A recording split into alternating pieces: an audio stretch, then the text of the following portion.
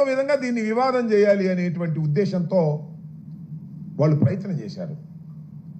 ఏంటంటే కిరణ్ కుమార్ వెళ్ళి వాళ్ళని పట్టుకొచ్చాడని, ఒక 30-40 మందిని తీసుకొచ్చే ప్రయత్నం చేశాడని రాంచి దాని మీద సింగయ్య మృతుడి యొక్క భార్యను సంతకం పెట్టమని కూడా పోలీసులు ఒత్తిడి చేశారు. అప్పుడు కిరణ్ కుమార్, అక్కడ మా ఇన్ఛార్జ్ కిరణ్ కుమార్, అదేవిధంగా కోటేశ్వరరావు జడ్పీటీసీ వాళ్ళు అడ్డం తిరిగి వీళ్ళు చెప్పింది మీరు రాసుకోండి అని చెప్తే అప్పుడు గత్యంతరం లేని పరిస్థితుల్లో వీళ్ళు చెప్పింది రాసుకున్నారు తప్ప లేకపోతే ప్రీ ప్లాన్డ్గా రాసుకొచ్చారు. ఎందుకని రాసుకొచ్చారంటే పైనుంచి మాకు ఆదేశాలు ఉన్నాయని చెప్పారు.